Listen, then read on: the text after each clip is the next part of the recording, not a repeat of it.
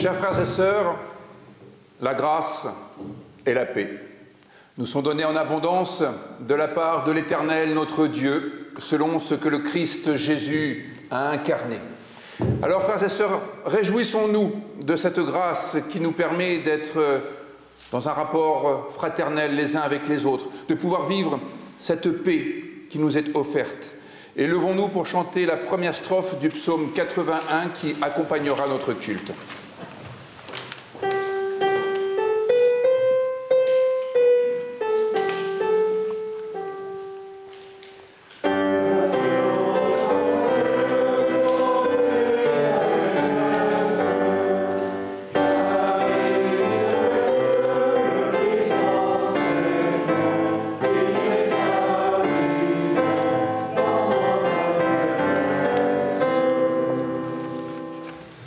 Exprimons notre grâce avec les mots du psalmiste. Sans fin, Seigneur, je chanterai ton amour. D'âge en âge, je proclamerai ta fidélité. Oui, je dis, ton amour est établi pour toujours, et ta fidélité est plus ferme que les cieux. Les cieux célèbrent tes merveilles, et l'assemblée des croyants célèbre ta fidélité. Seigneur,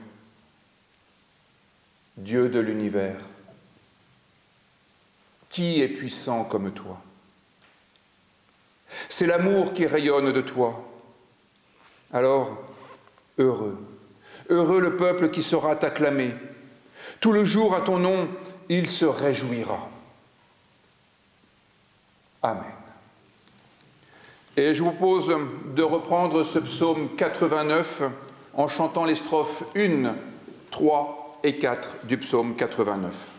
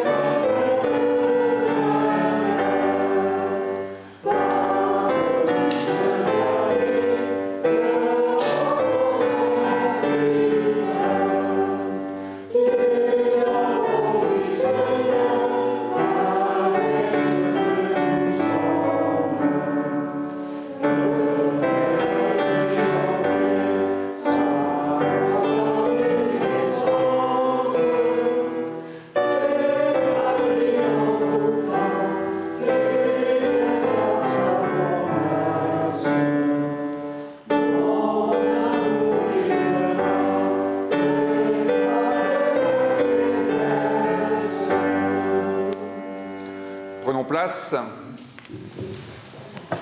et recueillons-nous dans la prière. une prière de repentance.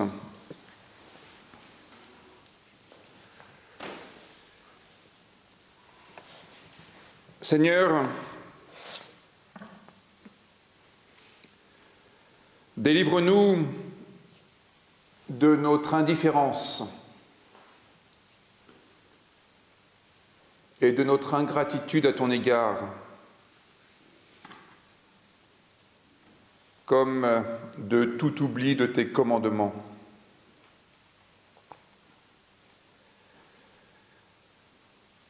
Seigneur, délivre-nous de toute forme d'égoïsme, de tous ces manques de générosité envers notre prochain qui trahissent le fait que nous n'arrivons pas à être à la hauteur de ce commandement d'amour que tu nous as offert. Oui, délivre-nous de toute mauvaise humeur, de toute lâcheté, de toute paresse, comme de toute négligence dans le travail que tu nous indiques.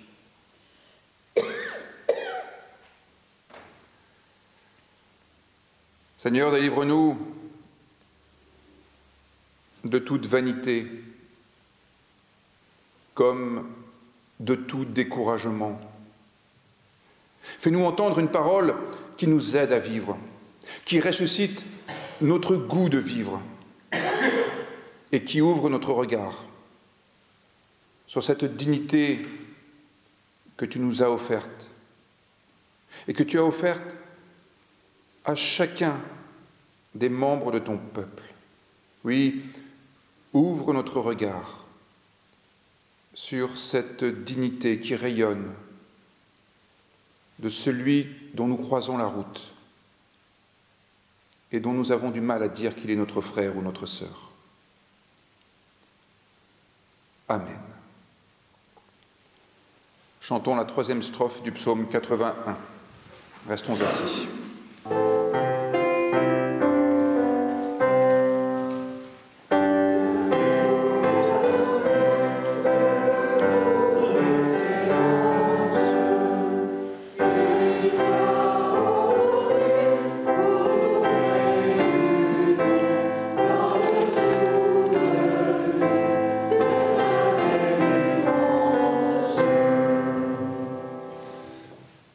Oracle du Seigneur, je mettrai ma loi au-dedans de vous.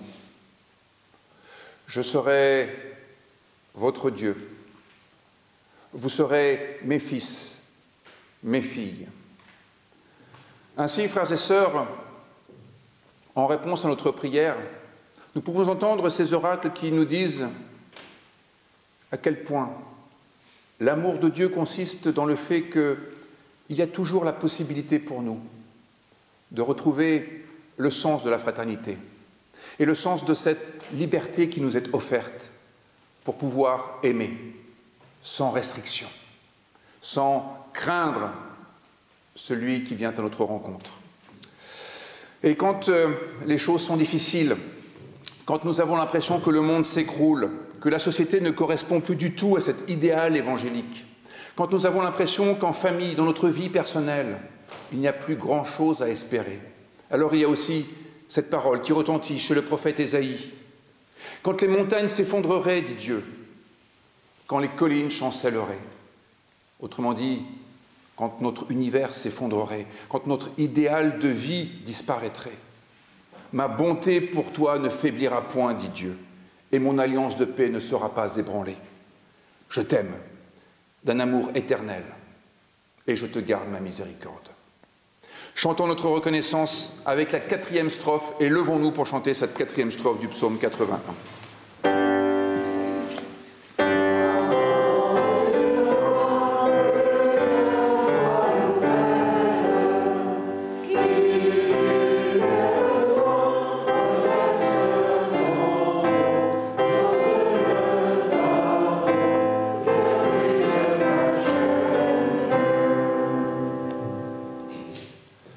Nous en avons tous fait l'expérience au moins une fois, lorsque nous sommes au bénéfice d'une parole d'amour, lorsque nous sommes au bénéfice d'un lien d'amour, alors beaucoup de choses deviennent possibles que jusque-là nous estimions hors de notre portée.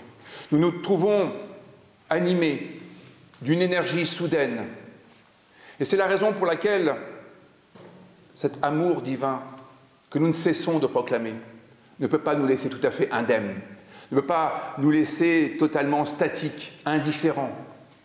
C'est la raison pour laquelle le prophète Ésaïe, sensible au commandement de Dieu, nous donne quelques conséquences, quelques suites que nous pouvons donner à cette grâce dont nous bénéficions. Il dit, voilà le véritable culte auquel Dieu prend plaisir.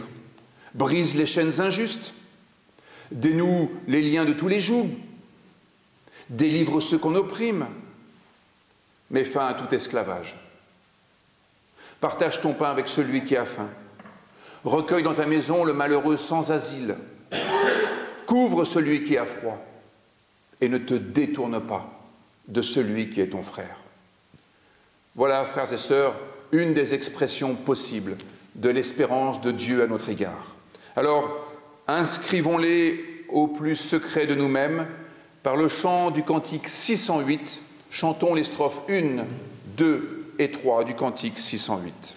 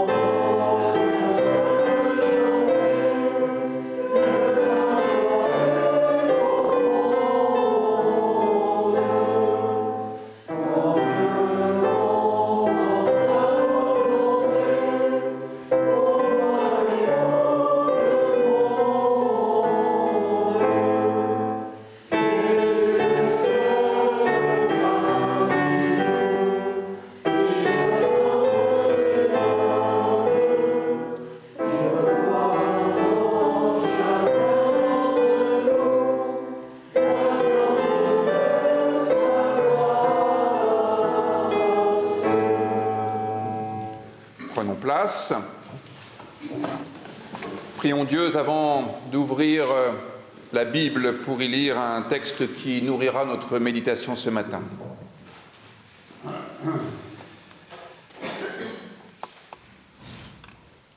Puissions-nous maintenant faire silence en nous-mêmes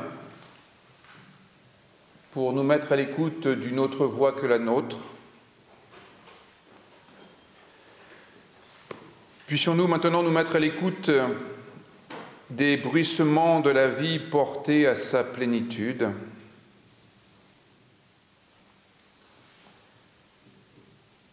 Puissions-nous maintenant nous ouvrir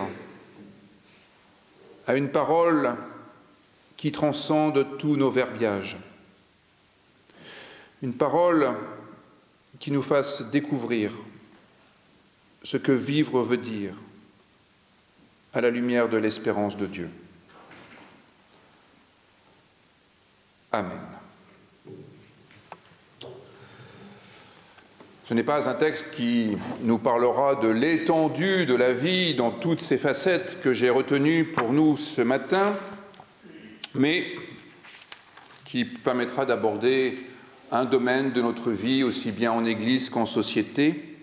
C'est dans le livre de l'Exode, au chapitre 18, un passage qui intervient donc après la sortie d'Égypte, avant le don de la loi.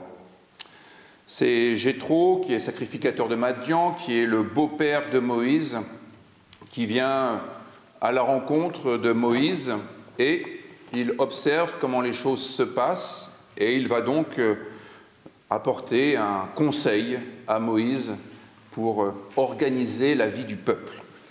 Au chapitre 18 du livre de l'Exode, je vous lis les versets 13 à 27. Le lendemain de la venue de Jéthro, Moïse s'assit pour juger le peuple.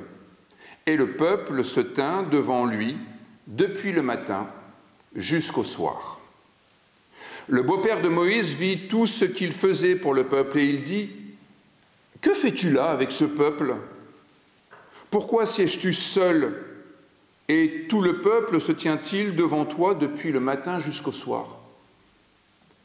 Moïse répondit à son beau-père, « C'est que le peuple vient à moi pour chercher Dieu. Quand ils ont quelque affaire, ils viennent à moi, je prononce entre eux et je fais connaître les ordonnances de Dieu et ses lois. » Le beau-père de Moïse lui dit, « Ce que tu fais n'est pas bien. Tu t'épuiseras toi-même et tu épuiseras ce peuple avec toi. Car la chose est au-dessus de tes forces, tu ne pourras pas y suffire seul. Maintenant, écoute ma voix, je vais te donner un conseil, et que Dieu soit avec toi. Enseigne-leur les ordonnances et les lois, et fais-leur connaître les chemins qu'ils doivent suivre et ce qu'ils doivent faire. Choisis parmi tout le peuple des hommes capables, craignant Dieu, qui cherchent la vérité, ennemis de la cupidité. Établis-les sur eux comme chefs de 1000, chefs de 100, chefs de 50 et chefs de 10. Qu'ils jugent le peuple en tout temps, qu'ils portent devant toi toutes les affaires importantes et qu'ils prononcent eux-mêmes un jugement sur les affaires moins importantes. Allège ta charge et qu'ils la portent avec toi. Si tu fais cela et que Dieu te donne des ordres, tu pourras y suffire, et tout ce peuple parviendra heureusement à sa destination en paix. » Moïse écouta la voix de son beau-père, et il fit tout ce qu'il avait dit. Moïse choisit des hommes capables parmi tout Israël, et il les établit chefs du peuple, chefs de 1000, chefs de 100, chefs de 50 et chefs de 10. Ils jugeaient le peuple en tout temps. Ils portaient devant Moïse les affaires difficiles, et ils se prononçaient eux-mêmes sur les petites causes. Moïse laissa partir son beau-père et Jéthro s'en alla dans son pays. Chantons la 5e strophe du psaume 81. Restons assis pour chanter cette 5e strophe.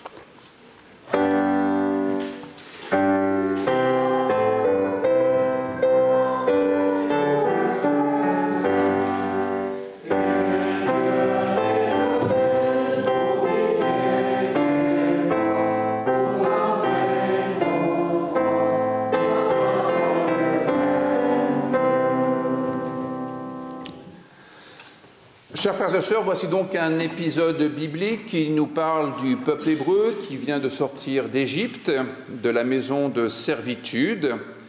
Il vient d'échapper à la tyrannie du Pharaon et on pourrait se dire que voilà, tout est acquis, il n'y a plus rien à faire.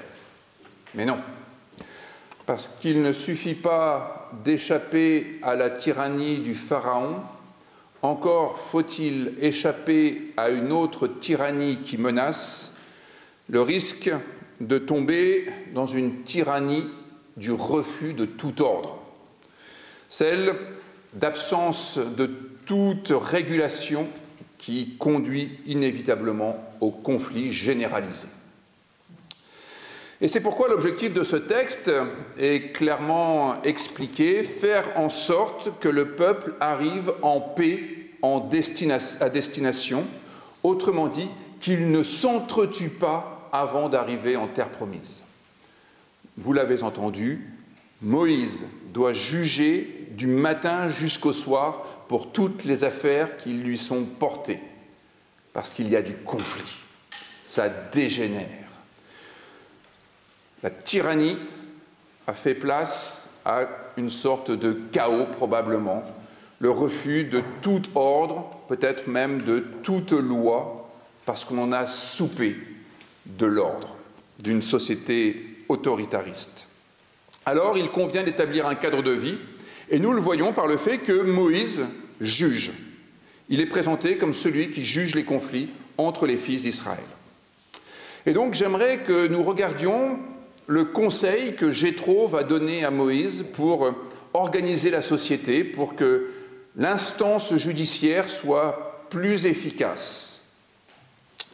Et la première chose que je constate, c'est que l'institution judiciaire est créée avant que le peuple reçoive la loi qui va être transmise 2 chapitres plus tard, au chapitre 20. L'institution judiciaire est créée avant la loi. Chose un peu invraisemblable, incompréhensible. Cela signifie que la justice est rendue par Moïse, puis par l'ensemble des juges qui vont être nommés, sans avoir encore un droit écrit. Autant vous dire que là, on est loin du système judiciaire français qui fonctionne sur le principe du droit romain, c'est-à-dire en utilisant les textes votés par le Parlement. Et le pouvoir judiciaire se réfère à ce que le pouvoir législatif a édicté. Ici, on pourrait presque dire que la justice est pratiquée indépendamment de la loi, qui n'est pas encore arrivée. Ce qui, en vérité, n'est pas anecdotique et n'est pas une singularité dans l'histoire du droit. C'est en fait, à peu de choses près, l'usage anglo-saxon, ce qu'on appelle le common law. La loi n'a pas été encore édictée et cela n'empêche pas les juges de faire leur travail. Pourquoi ? Parce qu'au fond, ce sont les juges qui vont développer le droit au fur et à mesure que les affaires arrivent devant le tribunal. C'est le principe de la common law dans les pays anglo-saxons. Dans ce cas, le juge ne dit pas s'il y a eu infraction à une loi particulière, puisqu'il n'y a pas de loi qui réglementerait tous les aspects de la vie quotidienne. Le juge déclare s'il y a eu un tort causé à une personne physique ou une personne morale. Et pour le savoir, il peut utiliser des textes fondateurs comme la Constitution du pays, il peut se référer aux lois qui ont été votées par le Parlement mais qui ne concernent pas tous les aspects de la vie quotidienne, il peut aussi se référer aux contrats qui avaient été passés entre les personnes, il se réfère aussi au bon sens commun, et il se réfère à la jurisprudence. Au fond, c'est une loi qui fonctionne sur la jurisprudence, c'est-à-dire les décisions de justice qui ont été rendues par le passé sur des situations similaires. Les juges fondent leur jugement principalement sur les décisions antérieures. Et quand il n'y a pas de jurisprudence, alors le juge, par son verdict, crée de la loi. Ce qu'il délibère, ce qu'il décide, fait loi pour la suite. Ce n'est pas tout à fait l'usage que nous avons dans la République française, c'est l'usage que nous avons dans l'Église protestante unie de France. Nous fonctionnons plutôt selon le principe de la common law. On peut se référer à la constitution de notre Église, qui franchement ne règle pas tous les problèmes. On peut se référer au statut de l'association cultuelle, qui est encore plus modeste que la Constitution, et on peut se référer à ce qui a été décidé par le passé. Pour le reste, eh bien, on invente au fur et à mesure. C'est aux conseillers presbytéraux, c'est aux conseillers de secteur de juger des situations en inventant une jurisprudence sur tous les aspects de la vie de l'Église. Combien de célébrations de la Seine par mois? Est-ce qu'on peut faire une activité dans notre secteur alors qu'il y en a déjà une de prévue dans un autre secteur? Est-ce qu'il faut un tarif pour les obsèques? Est-ce qu'on peut être membre de l'Église sans avoir été baptisé? Etc., etc.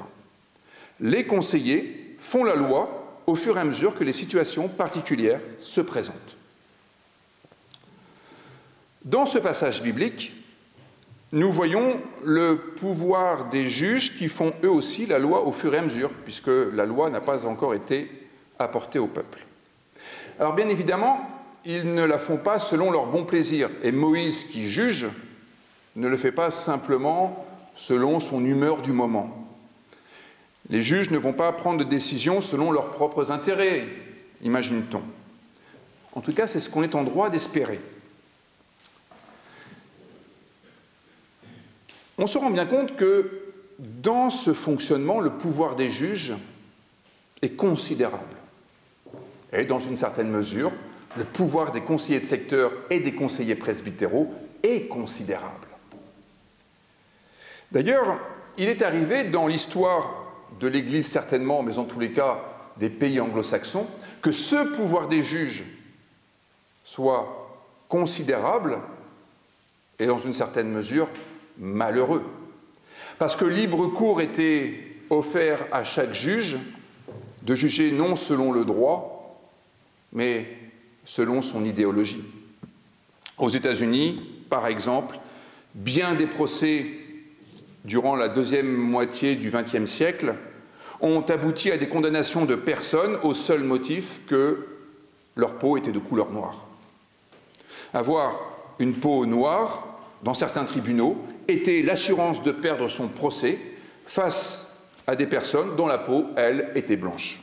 Même si cette dernière avait tort, même si elle avait commis un préjudice manifeste. Voilà pourquoi il va y avoir des critères pour la nomination des juges dans ce passage du livre de l'Exode.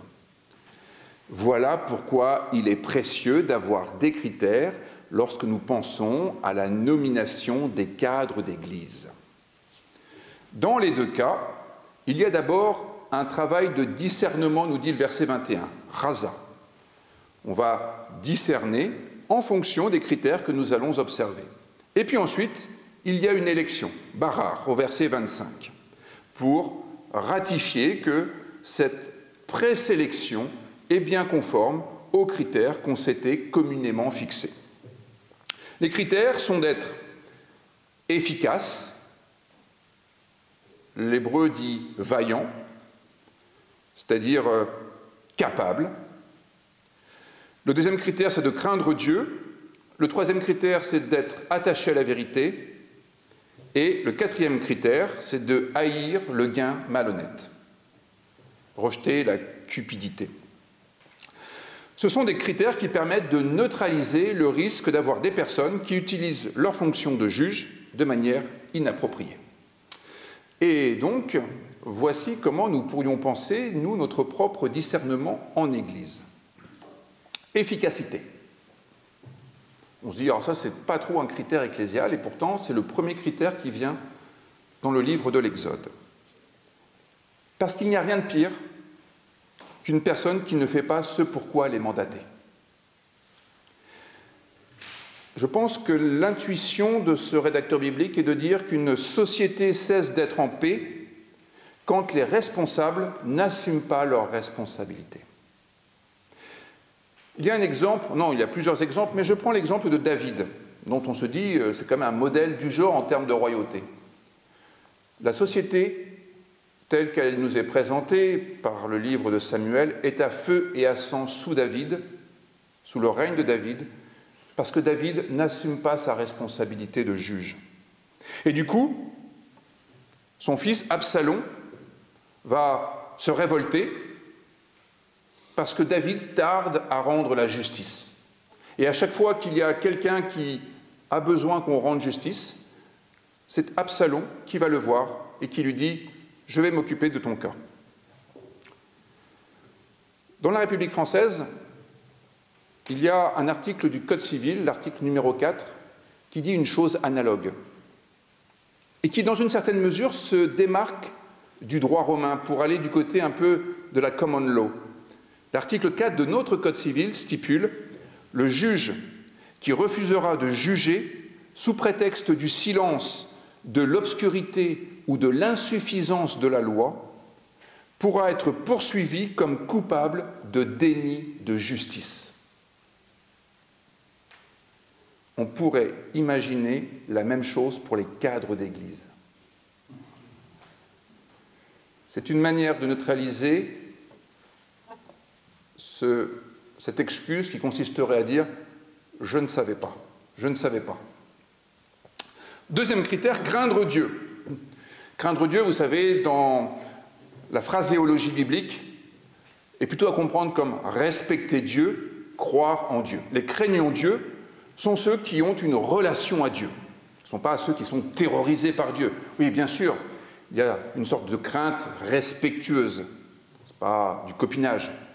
Mais il ne faut pas comprendre le craignant Dieu comme quelqu'un qui serait terrassé par Dieu, qui serait tellement dominateur que l'homme n'est plus rien face à lui. Exode 18 dit que la fonction de Moïse était de chercher Dieu pour le peuple. Autrement dit, de découvrir ce qui est divin et ce qui ne l'est pas dans les différentes situations de notre vie. Craindre Dieu, avoir confiance en Dieu, c'est avoir une vision de la vie qui est informée par Dieu. Sans cela, au fond, on se prend pour seul critère de réflexion et on agit en fonction de ce qui nous arrive. Si on n'intègre pas le paramètre Dieu dans l'équation de notre vie, dans notre raisonnement, alors notre raisonnement ne repose que sur nous-mêmes, sur notre propre compréhension, toujours assez limitée, assez partielle et partiale. Dieu, c'est ce qui élargit notre perspective et qui lui donne un caractère universel. Dieu, c'est ce qui nous permet d'intégrer notre prochain, même si nous ne l'aimons pas, dans notre réflexion personnelle. Et c'est en ce sens que notre réflexion s'élargit à la dimension de l'universel. Le troisième critère, donc, est d'être attaché à la vérité. Être attaché à la vérité, c'est ne pas agir comme un idéologue qui fait coller la réalité à ses idées, en toutes circonstances. Le raciste juge qu'une race a forcément raison contre une autre. Le nationaliste juge qu'une nation a forcément raison contre les autres. Un pessimiste juge qu'une situation est forcément désespérée, impossible. Un intégriste juge qu'une nouveauté est toujours une dégradation de la vie. Être attaché à la vérité, c'est juger en fonction du réel et pas en fonction de l'idée qu'on s'en fait. Juger en fonction du réel et pas en fonction de nos précompréhensions. Combien de personnes ont condamné l'homosexualité sans avoir jamais rencontré un homosexuel? Combien de personnes ont condamné l'islam sans avoir jamais discuté avec un musulman? Etc., etc. Quatrième critère, haïr le gain malhonnête. En langage clair, pas de corruption. Ni de fonctionnaires, ni de cadres d'église. C'est faire en sorte qu'une décision ne soit pas achetée aux dépens de la vérité ou de la justice. Quand une décision est prise en fonction de ce que ça peut nous rapporter, au lieu d'être prise parce qu'elle serait juste, comprenez à quel point cela ne peut créer que des frustrations et à quel point cela nuit à la paix. Alors voilà 4 critères. Et puis ensuite, il y a un fonctionnement qui est proposé, et qui là est aussi un fonctionnement très protestant, le principe de subsidiarité. Subsidiarité, je vais m'en expliquer. Avoir des personnes dotées de ces aptitudes est indispensable pour avoir une justice qui fonctionne bien. Mais, outre des personnes aptes et compétentes, encore faut-il avoir une bonne organisation. Et Jétro constate que l'organisation actuelle est impossible. Grosso modo, il va y avoir un engorgement de la justice et les affaires ne seront jamais réglées en temps et en heure. Les gens seront déjà morts au moment où leurs affaires seront traitées. C'est le même principe en Église. S'il y a une concentration du pouvoir, il y a un engorgement des décisions. Ce qui signifie que les décisions ne seront pas prises parce que les personnes qui sont appelées à prendre les décisions ont trop de décisions à prendre pour leur disponibilité. L'organisation judiciaire de ce texte élabore le principe de subsidiarité qui consiste à traiter les affaires à l'échelon le plus proche de la situation. Ce n'est plus Moïse qui traitera la totalité des affaires, elles seront traitées à l'échelon qui correspond le mieux à l'étage où l'affaire se déroule. Ce n'est donc pas le Conseil national de notre Église qui définira le prochain thème de la soirée Margelle. Un différend ou une question ne sera plus nécessairement traité par Moïse, mais au bon niveau de responsabilité. Chef de 1000, chef de 100, chef de 50, chef de 10. Cette manière d'organiser la justice favorise le sens des responsabilités, parce qu'elle nous prémunit de nous défausser sur l'échelon supérieur. Certains aimeraient que la justice soit rendue sans se mouiller, parce qu'évidemment, prendre une décision, c'est toujours couper des têtes, selon le mot « décider ». Mais prendre une décision est une tâche on ne peut plus louable, parce que sans décision, on est dans la situation du chaos. Toutefois, il ne faudrait pas que rendre justice devienne un moyen d'acquérir une forme de notabilité, une belle ligne sur le curriculum vitae. C'est le risque que Jétro fait courir à Moïse. Moïse, toi, tu t'occuperas des grandes affaires, et puis les petites affaires seront traitées par les autres juges. Une sorte de mépris dans cette histoire-là. Un mépris auquel Moïse est sensible.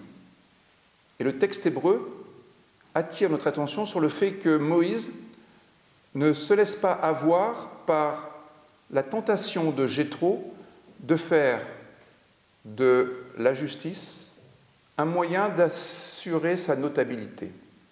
Jétro dit « Toi, Moïse, tu prendras les grandes affaires et le peuple prendra les petites affaires. » Le texte hébreu, par la suite, nous dit « Moïse s'occupa des affaires difficiles et les autres s'occupèrent des petites affaires. » Moïse ne prend pas les grandes affaires, la Godala, qui signifierait en quelque sorte la gloire. Non, il s'occupe des affaires difficiles, celles qui n'ont pas pu être résolues par l'échelon inférieur. Donc il n'y a pas d'esprit de gloriole, mais un esprit de service. Le sens des responsabilités l'a emporté sur le désir de prestige. Cette déconcentration du pouvoir permet non seulement de ne pas engorger le fonctionnement de la justice, mais elle permet d'avoir des jugements faits en connaissance de cause, parce que réalisés au plus près de ce qu'il y a à décider. En favorisant ce principe de subsidiarité, le rédacteur biblique indique une voie de responsabilisation de l'ensemble du peuple. Et c'est la meilleure manière de pratiquer la justice si on veut que la justice serve à pacifier la société. D'ailleurs, dans notre texte, le juge n'est pas simplement là pour arbitrer les conflits. Il est là aussi pour faire connaître les prescriptions et les lois divines, nous dit Exode 18. Il y a une fonction éducative qui consiste à faire en sorte que chacun intègre la loi divine en l'occurrence.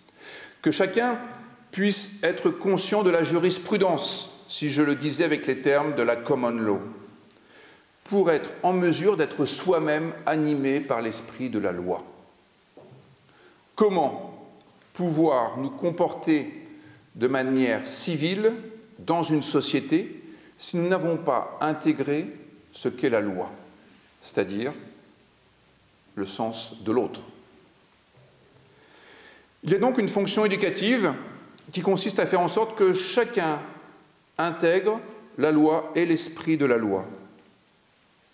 Que chacun puisse du coup être juge pour lui-même, que chacun agisse en étant son propre juge, c'est-à-dire agir avec efficacité, en ayant une perspective universelle, en se préoccupant de la vérité et sans se faire dévoyer par des dessous de table.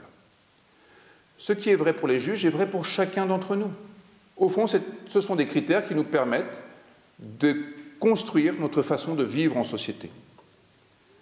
Mieux que cela, le juge n'est pas tant l'arbitre dans ce texte que le conciliateur. Et là encore, le texte hébreu est intéressant. Le texte dit que le juge n'est pas là pour départager deux personnes, mais pour juger entre une personne et son prochain, le fameux réa en hébreu, le prochain. Juger entre une personne et son prochain. Il s'agit, pour le juge, de retisser du lien entre des personnes qu'un sujet de discorde oppose. Des personnes qui considèrent qu'elles n'ont peut-être plus rien à faire ensemble. Des personnes qui manifestement ne se reconnaissent plus comme prochains l'un de l'autre. Il s'agit de faire découvrir que l'autre, celui avec lequel on est en opposition, celui avec lequel on est en conflit, est notre prochain, aussi insupportable soit-il. C'est ce que fera le père de la parabole de Luc 15, cet homme qui avait deux fils. Et lorsque l'aîné sera fâché contre son frère cadet, parce qu'il estime que son frère cadet est bien trop choyé, il parlera de lui en disant à son père « ton fils ». Et le père répondra au fils aîné en disant « ton frère ». Vous voyez, c'est cela. Essayez de retisser ce lien fraternel qui nous permet de découvrir que l'autre n'est pas simplement la source de notre malheur, l'objet de notre conflit, mais un prochain, un frère, une sœur. Et c'est cela qui permet de faire société. Alors, contre la tyrannie d'un usage de la loi qui interdit de faire ce qui n'est pas permis, ou qui oblige de faire la volonté d'un tyran,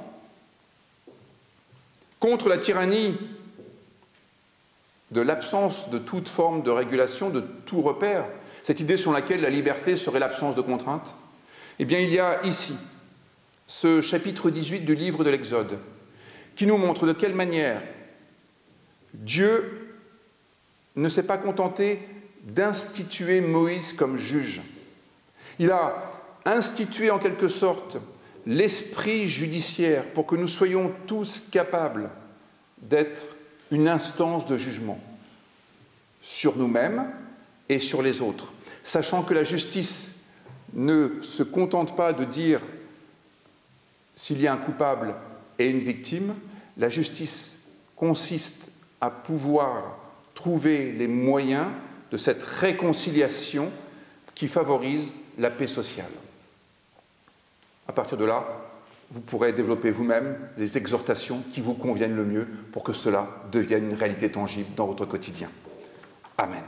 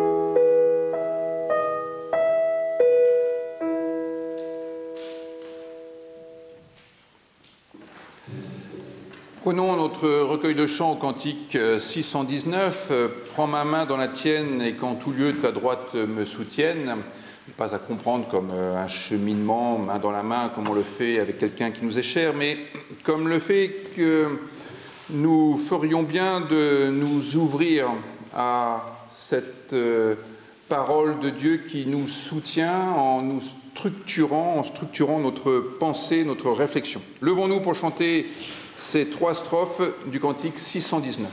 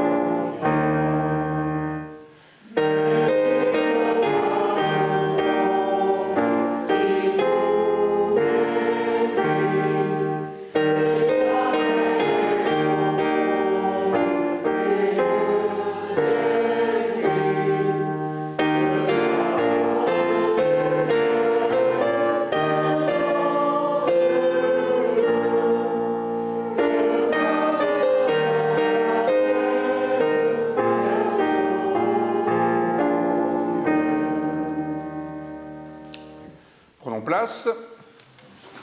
Y a-t-il quelqu'un qui s'occupe des annonces? Annie, peut-être?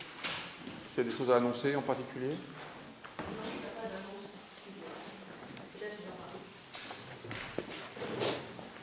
Je ne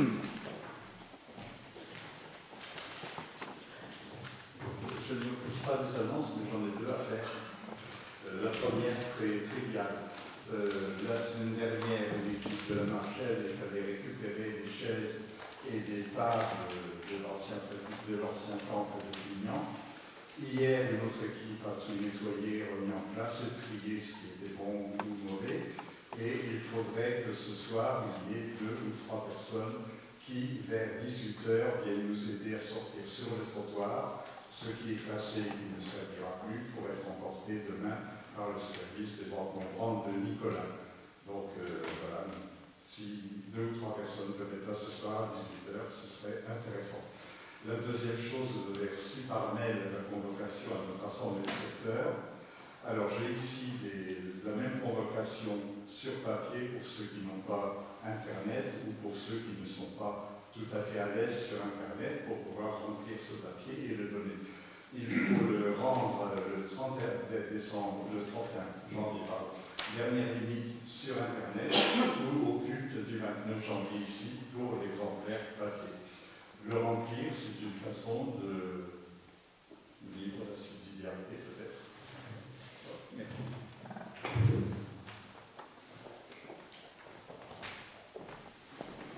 Je permettrai de signaler l'article de la réforme qui est sorti, la longue marche vers l'unité et le cubénisme. Et vous voyez la photo d'une certaine personne que tout le monde, j'espère, connaît ou reconnaîtra dans notre pays. C'est un article très intéressant. C'est actuellement la semaine de prière pour l'unité des chrétiens.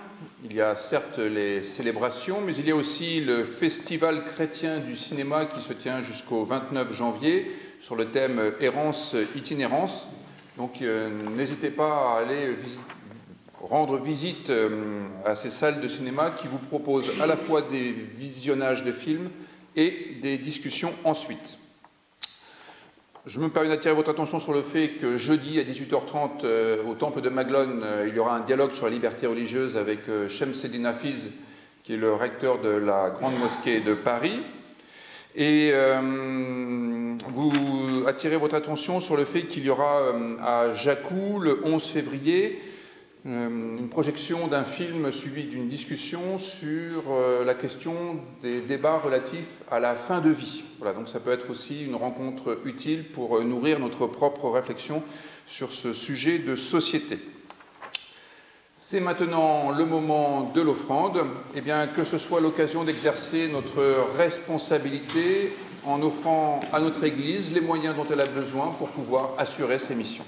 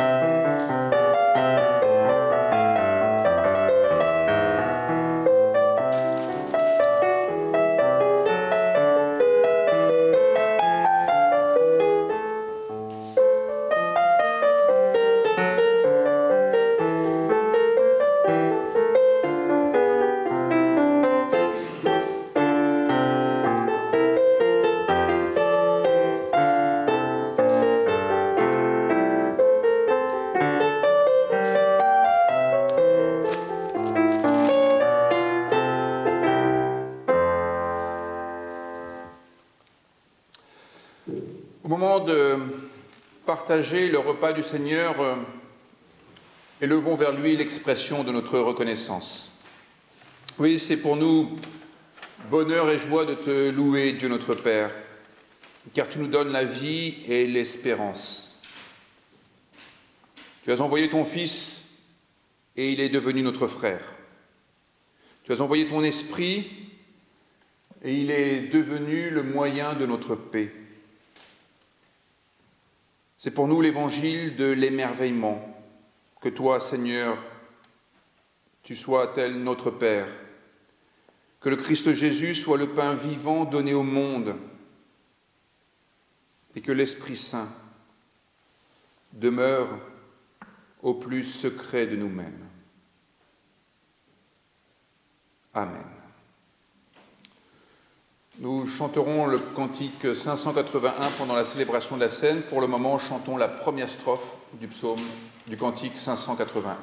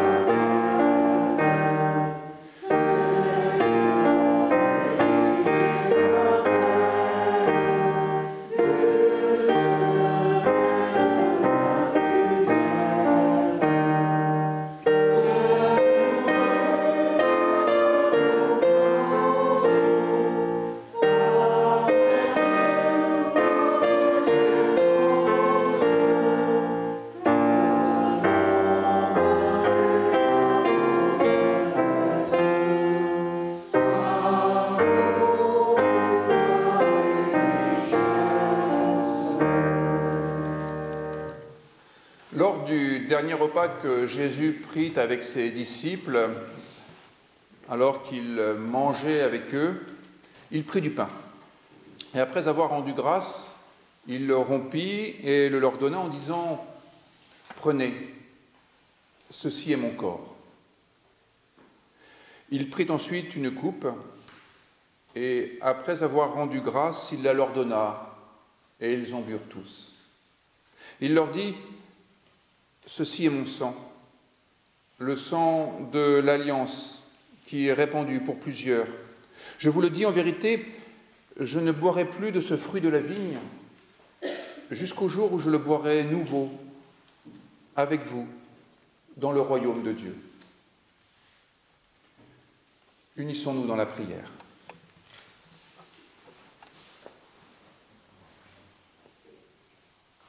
Père, au moment de nous approcher de cette table, nous faisons mémoire des paroles et des gestes de Jésus-Christ, de sa mort, de sa résurrection, et nous attendons son retour. Nous recevons de toi ce pain de vie destiné à la nourriture du monde. Nous recevons de toi la coupe d'alliance que tu offres pour que ce monde vive une paix véritable. Tu nous rassembles et nous invites. Par ton esprit,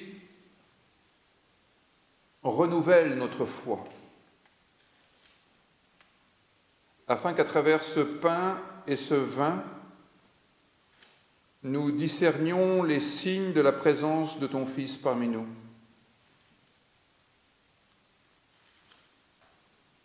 Fais toutes choses nouvelles dans notre cœur et dans le monde,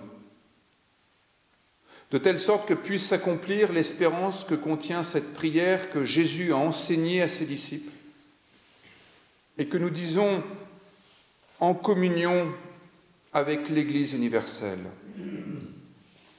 Notre Père qui es aux cieux, que ton nom soit sanctifié, que ton règne vienne, que ta volonté soit faite sur la terre comme au ciel. Donne-nous aujourd'hui notre pain de ce jour. Pardonne-nous nos offenses, comme nous pardonnons aussi à ceux qui nous ont offensés. Ne nous laisse pas entrer dans la tentation, mais délivre-nous du mal. Car c'est à toi qu'appartiennent le règne, la puissance et la gloire, au siècle des siècles. Amen. Chantons la deuxième strophe du cantique 581.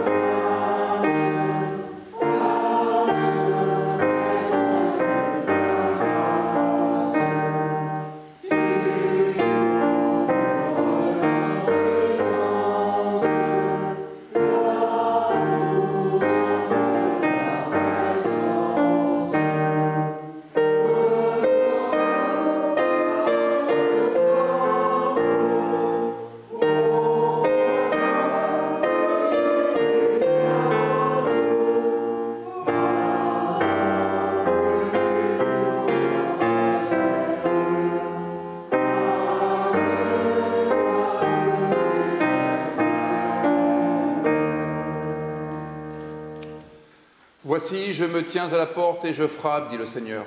Si quelqu'un entend ma voix et m'ouvre la porte, j'entrerai chez lui, je prendrai la scène avec lui et lui avec moi.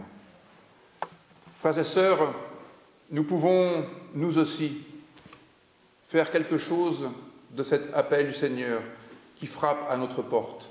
Nous pouvons lui faire bon accueil et nous pouvons nous retrouver à cette table de la fraternité qu'il instaure, par grâce seule. Oui, formons une grande table autour de cette table de communion. Venez, car tout est prêt.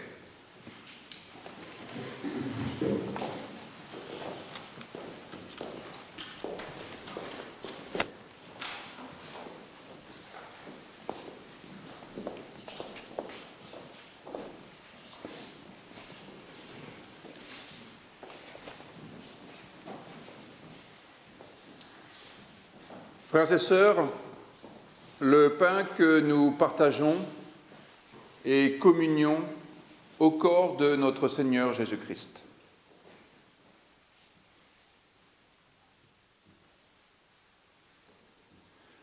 Cette coupe pour laquelle nous rendons grâce, c'est communion au sang de notre Seigneur Jésus-Christ. C'est la coupe de la nouvelle alliance, répandue pour la multitude en rémission des péchés.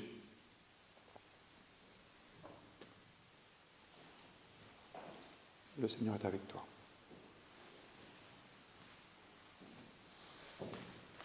Le Seigneur est avec toi.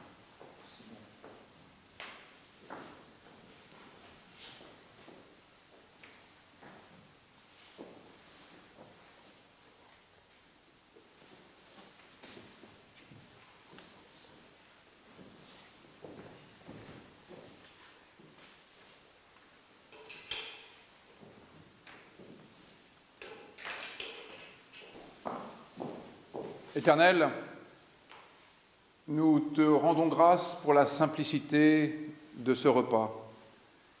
Nous te rendons grâce pour la simplicité de ta présence en Jésus-Christ. À nous qui avons la nourriture,